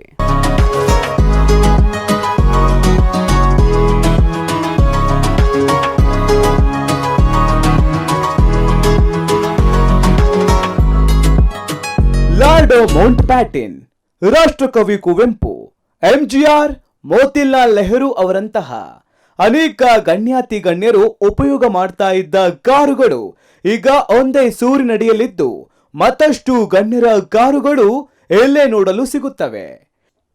ಈ ಕಾರುಗಳು ಫಳಫಳ ಹೊಳೆಯೋದಲ್ಲದೆ ರನ್ನಿಂಗ್ ಕಂಡೀಷನ್ ಅಲ್ಲಿರೋದು ನಂಬಲು ಅಸಾಧ್ಯವಾದರೂ ಅದು ಸತ್ಯ. ಅಬ್ಬಬ್ಬ, ಒಂದಕ್ಕಿಂತ ಒಂದು ಎಷ್ಟು ಸುಂದರವಾದ ಕಾರುಗಳು ಇರೋದಾದ್ರೂ ಎಲ್ಲಿ ಅಂತ ಯೋಚನೆ ಮಾಡ್ತಾ ಇದ್ದೀರಾ? ಯಸ್, ಈ ಕಾರುಗಳು ಇರೋದು ನಗರದ ರಾಜರಾಜೇಶ್ವರಿ ನಗರದಲ್ಲಿರೋ ವೈದ್ಯರ ಪ್ರೈವೇಟ್ ಸಂಗ್ರಹಾಲಯದಲ್ಲಿ. ಇಲ್ಲಿ ಬರೋಬ್ಬರಿ 250 ವಿಂಟೇಜ್ ಕಾರುಗಳು ಇವೆ. ಡಾಕ್ಟರ್ ರವಿಪ್ರಕಾಶ್ ವೃತ್ತಿಯಲ್ಲಿ ಹೃದಯ ತಜ್ಞರಾಗಿದ್ರು ಕೂಡ ಪ್ರವೃತ್ತಿಯಲ್ಲಿ ವಿಂಟೇಜ್ ಕಾರ್ ಕಲೆಕ್ಟರ್. ಇವರ ಬಳಿ ಇರೋ ಕಾರ್ ಕಲೆಕ್ಷನ್ ಒಮ್ಮೆ ನೋಡಿದ್ರೆ ಎಂತವರಾದ್ರೂ ಕೂಡ ಒಂದು ಕ್ಷಣ ಮೂಕ ವಿಸ್ಮಿತರಾಗ್ತಾರೆ. ಒಂದಕ್ಕಿಂತ ಒಂದು ವಿಭಿನ್ನವಾದ ಹಾಗೂ ಅಟ್ರಾಕ್ಟಿವ್ ಆಗಿರೋ ಕಾರುಗಳು ಇವರ ಸಂಗ್ರಹಾಲಯದಲ್ಲಿವೆ. ಬೆಂಗಳೂರಿನ RR ನಗರದ ಸುಮಾರು 13.5 ಎಕರೆ ಜಾಗದಲ್ಲಿ ಇವರ ಕಾರ್ಗಳ ದೊಡ್ಡ ಸಂಗ್ರಹಾಲಯವೇ ಇದೆ. ಹೌದು, ಕಾರುಗಳು ಅಂದ್ರೆ ಶ್ರೀಮಂತರಿಂದ ಹಿಡಿದು ಬಡವರಿಗೂ ಬಹಳ ಅಚ್ಚುಮೆಚ್ಚು. ಒಂದು ಬಾರಿ ಆದರೂ ಇಂತಹ ಕಾಸ್ಟ್ಲಿ ಕಾರ್ನಲ್ಲಿ ನಾವು ಓಡಾಡಬೇಕು ಅಂತ ಆಸೆ ಎಲ್ಲರಿಗೂ ಇದ್ದೇ ಇರುತ್ತೆ. ಅದರ ಸಲುವಾಗಿಯೇ ಡಾಕ್ಟರ್ ರವಿಪ್ರಕಾಶ್ ರವರು ಸಾಮಾನ್ಯ ಜನರಿಗೂ ಈ ವಿಂಟೇಜ್ ಕಾರ್ಗಳನ್ನ ಬಳಸುವ ಅವಕಾಶವನ್ನ ಕಲ್ಪಿಸಿದ್ದಾರೆ. ಪ್ರತಿಯೊಬ್ಬ ಮನುಷ್ಯನಿಗೂ ತನ್ನದೇ ಆದ ಸ್ವಂತ ಕಾರ್ ಹೊಂದಿರಬೇಕು ಅನ್ನೋ ಆಸೆ ಇದ್ದೇ ಇರುತ್ತೆ. ಕಾರ್ ಇದ್ದವರಿಗೆ ಬೇರೆಯವರ ಕಾರ್ ನೋಡಿ, ಅಯ್ಯೋ ನಮ್ ಕಾರ್ಗಿಂತ ಅವರ ಕಾರ್ ಎಷ್ಟು ಚೆನ್ನಾಗಿ ಇದೆಯಪ್ಪ, ನಾವು ಇಂತಹ ಕಾರ್ ತೆಗೆದುಕೊಳ್ಳೋಣ ಅಂದ್ರೆ ನಮ್ಮ ಬಳಿ ಹಣ ಎಲ್ವಲ್ಲಪ್ಪ ಅಂತ ಮನಸ್ಸಲ್ಲೇ ಅಂದುಕೊಂಡು ಸುಮ್ಮನಾಗಿ ಬಿಡ್ತೀವಿ. ಅಂತವರಿಗಾಗಿಯೇ ಡಾಕ್ಟರ್ ರವಿಪ್ರಕಾಶ್ ಅವರು ಒಂದು ಸಿಹಿ ಸುದ್ದಿ ನೀಡ್ತಿದ್ದಾರೆ. ಅದೇನಪ್ಪ ಅಂದ್ರೆ ಇವರ ಬಳಿ ಇರುವ ವಿಂಟೇಜ್ ಕಾರ್ಗಳನ್ನ ಮದುವೆ ಸಮಾರಂಭಗಳಿಗೆ, ಸಿನಿಮಾ, ಸೀರಿಯಲ್ ಹೀಗೆ ನಾನಾ ರೀತಿಯ ಕಾರ್ಯಕ್ರಮಗಳಿಗೆ ಕಾರ್ಗಳನ್ನ ಬಾಡಿಗೆಗೆ ಕೊಡ್ತಾರೆ. ಇವರ ಕಾರ್ಗಳನ್ನ ಡಾಕ್ಟರ್ ವಿಷ್ಣುವರ್ಧನ್, ಜಗ್ಗೇಶ್, ಅಮಿತಾಬ್ ಬಚ್ಚನ್, ರಜನಿಕಾಂತ್ ಹೀಗೆ ಸಾಕಷ್ಟು ದೊಡ್ಡ ದೊಡ್ಡ ಸ್ಟಾರ್ ನಟರು ಓಡಿಸಿದ್ದಾರಂತೆ. ಇನ್ನು ಸುಮಾರು 40 ವರ್ಷದಿಂದ ಡಾಕ್ಟರ್ ರವಿಶಂಕರ್ ಅವರಿಗೆ ಈ ಕಾರ್ ಸಂಗ್ರಹಿಸುವ ಹವ್ಯಾಸ ಶುರುವಾಗಿದ್ದು, ಇವರ ಈ ವಿಭಿನ್ನ ಕಾರ್ ಸಂಗ್ರಹಾಲಯಕ್ಕೆ ಪ್ರಪಂಚದ ಮೂಲೆ ಮೂಲೆಯಲ್ಲಿರೋ ಇವರ ಸ್ನೇಹಿತರು ಹಾಗೂ ಬಂಧು ಬಾಂಧವರು ಸಾಥ್ ಕೊಟ್ಟಿದ್ದಾರೆ. ಇವರ ಹತ್ರ ಬರೀ ರಾಜರ ಕಾರುಗಳಷ್ಟೇ ಅಲ್ಲದೆ ಖ್ಯಾತ ಉದ್ಯಮಿಗಳಾದ ಟಾಟಾ ಬಿರ್ಲಾರವರ ಕಾರುಗಳು ಕೂಡ ಇಲ್ಲಿವೆ. ಇಷ್ಟು ಕಾರುಗಳನ್ನ ಸಂಗ್ರಹಿಸಿರುವ ಡಾಕ್ಟರ್ ರವಿಪ್ರಕಾಶ್ ರವರಿಗೆ ಮುಂದೆ ಸ್ವಂತ ತಾವೇ ಒಂದು ಮ್ಯೂಸಿಯಂ ಅನ್ನ ಕಟ್ಟೋ ಉದ್ದೇಶ ಇರೋದ್ರ ಬಗ್ಗೆ ಸಣ್ಣ ಸುಳಿವು ಕೂಡ ನೀಡಿದ್ದಾರೆ. ರಾಜರಾಜೇಶ್ವರಿ ನಗರದಲ್ಲಿ ಒಂದು ದೊಡ್ಡ ಮ್ಯೂಸಿಯಂ ಮಾಡಿ ಅಲ್ಲಿ ಈ ಕಾರ್ಗಳನ್ನ ಪ್ರದರ್ಶನಕ್ಕೆ ಇಟ್ಟು ಅದರಿಂದ ಬಂದ ಸ್ವಲ್ಪ ಹಣವನ್ನ ಕಾರಿನ ಮೇಂಟೆನೆನ್ಸ್ಗೆ ಇಟ್ಟು ಉಳಿದ ಹಣವನ್ನ ರಸ್ತೆ ಅಪಘಾತಕ್ಕೀಡಾಗಿ ನೊಂದಿರುವ ಜನರ ಟ್ರೀಟ್ಮೆಂಟ್ಗೆ ಬಳಸಬೇಕು ಎಂಬುದು ಇವರ ಬಹುದೊಡ್ಡ ಆಸೆಯಾಗಿದೆ. ದೇಶದ ಸುಮಾರು 70ರಿಂದ 80 ರಾಜ ಮಹಾರಾಜರುಗಳ ಕಾರುಗಳನ್ನು ಕೂಡ ಇವರು ಸಂಗ್ರಹಿಸಿ ಇಟ್ಟಿದ್ದಾರೆ. ಸುಮಾರು 8.9 ಲಕ್ಷ ಚದರ ಅಡಿ ಪ್ರದೇಶದಲ್ಲಿ ಈ ಮ್ಯೂಸಿಯಂನನ್ನ ಪ್ರಾರಂಭ ಮಾಡಲು ಇವರು ಮುಂದಾಗಿದ್ದು 2022ರ ಹೊತ್ತಿಗೆ ನಗರದಲ್ಲಿ ವಿಂಟೇಜ್ ಕಾರ್ಗಳ ದೇಶದ ಬಹುದೊಡ್ಡ ಮ್ಯೂಸಿಯಂ ಬೆಂಗಳೂರಿನಲ್ಲಿ ತಲೆ ಎತ್ತಲಿದೆ. ಎಷ್ಟು ದಿನ ನೀವೆಲ್ಲರೂ ಬರೀ ಟಿವಿಯಲ್ಲಿ ಮಾತ್ರ ಈ ವಿಂಟೇಜ್ ಕಾರ್ಗಳನ್ನ ನೋಡ್ತಾ ಇದ್ರಿ, ಆದರೆ ಇನ್ಮುಂದೆ ಇಷ್ಟೆಲ್ಲ ಕಾರುಗಳನ್ನ ನೀವು ಒಂದೇ ಸೂರಿನಡಿಯಲ್ಲಿ ನೋಡಬಹುದು. ಕಾರಿನ ಸಂಗ್ರಹಣೆ ಮಾಡೋ ಕನಸಿನಿಂದ ಶುರುವಾದ ಇವರ ಹವ್ಯಾಸ ಎಂದು ತರಹೇವಾರಿ ವೆಹಿಕಲ್ಗಳ ಸಂಗ್ರಹಣೆಯೊಂದಿಗೆ ದೊಡ್ಡ ಮ್ಯೂಸಿಯಂ ಶುರು ಮಾಡೋಕೆ ನಾಂದಿ ಹಾಡಿದೆ. ಅಷ್ಟೇ ಅಲ್ಲದೆ ಇದರಿಂದ ಬಂದ ಹಣದಿಂದ ರಸ್ತೆ ಅಪಘಾತಕ್ಕೆ ಒಳಗಾದವರಿಗೆ ಸಹಾಯ ಹಸ್ತ ಚಾಚುತ್ತಾ ಇರೋದು ಒಂಥರ ಇನ್ಸ್ಪಿರೇಷನ್ ಅಂದ್ರೆ ತಪ್ಪಾಗ್ಲಿಕ್ಕಿಲ್ಲ. Supriya Sharma, express TV, Bengaluru. ಇವಿಷ್ಟು ಈ ಹೊತ್ತಿನ ಪ್ರಮುಖ ಸುದ್ದಿ. ನೇರ ಸುದ್ದಿ ಹಾಗೂ ನಿರಂತರ ಮನೋರಂಜನೆಗಾಗಿ ನೋಡ್ತಾ ಇರಿ ಎಕ್ಸ್‌ಪ್ರೆಸ್ ಟಿವಿ.